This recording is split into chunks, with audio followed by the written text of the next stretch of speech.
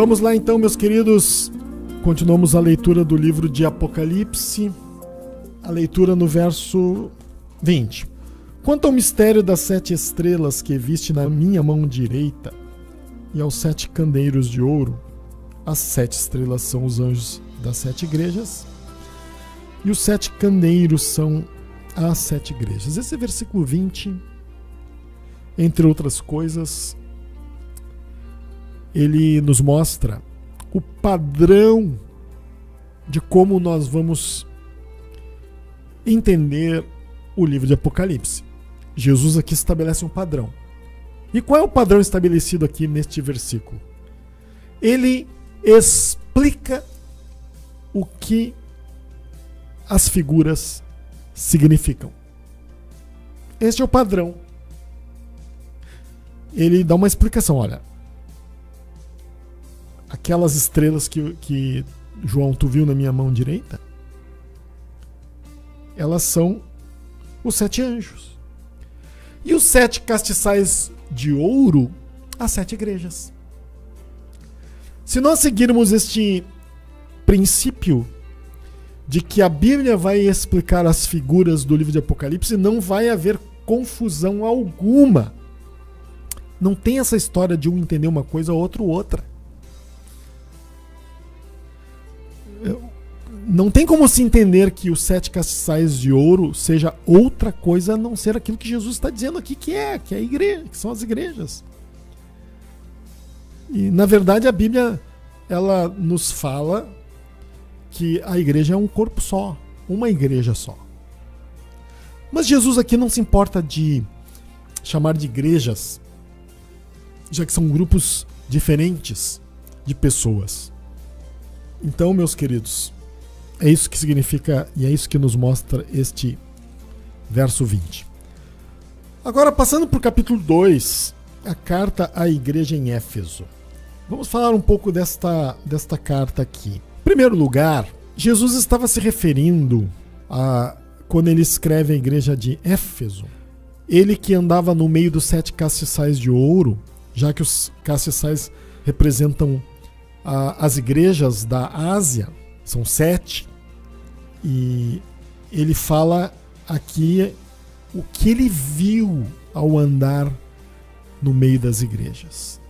Exatamente o que ele viu no meio daquelas pessoas. Alguns dizem assim, a carta às igrejas, elas são proféticas, demonstram o que cada igreja tinha como característica principal. Então alguns dizem assim, não, a carta de Éfeso, ela mostra a igreja do primeiro século. Qual é a principal característica daquela igreja? Essa carta tem como destaque o abandono do primeiro amor. Se nós lermos ela, é isso que nós vamos encontrar. A mensagem principal dela é que os cristãos ali abandonaram o primeiro amor. E a pergunta é, será que isso é verdade? Será que a característica principal da igreja do primeiro século foi esta? Bem, não há como saber. Ninguém pode saber disso. A verdade é que o abandono do primeiro amor serve para qualquer época. Em qualquer época da história, pessoas abandonaram o primeiro amor. E se nós lermos cada carta, cada uma das 7 cartas, nós vamos descobrir que o enfoque daquilo que Jesus fala, a mensagem principal de cada uma das cartas, serve para todos os cristãos em qualquer época. Eu já preguei sobre a maioria das cartas, né, em cultos, assim, pregar uma mensagem, já peguei assim, né, sobre a igreja de Pérgamo. Qual é a mensagem principal? Serve para nós hoje? Serve. Efésios serve para nós hoje? Serve também. As características da igreja de Filadélfia serve para nós hoje? Também serve. Todas servem. E se nós olharmos a parte das coisas que Jesus repreende nas igrejas, nós vamos descobrir que todas elas servem para hoje também.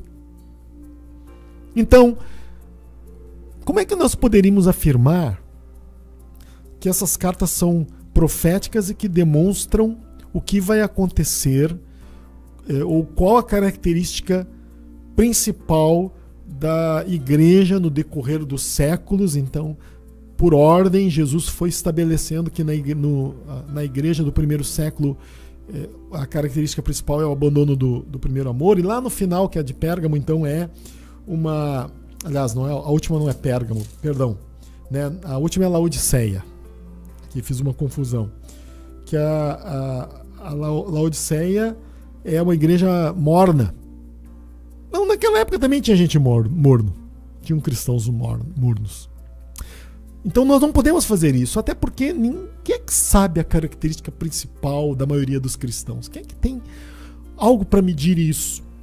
E como hoje nós poderíamos falar de algo que aconteceu há quase 2000 anos?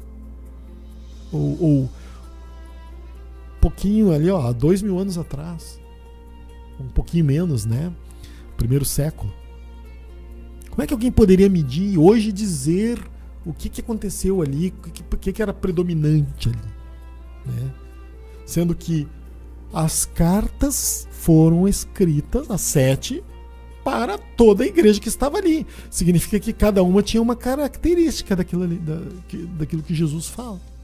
Bem, o tempo não permite avançar mais. Vamos terminar orando então. Senhor, muito obrigado. Obrigado pela tua presença. Que cada vez mais nós, como igreja, sejamos despertados a buscar o conhecimento das coisas que vão acontecer. Estejamos preparados para aquilo que está por vir. Obrigado, em nome de Jesus. Amém.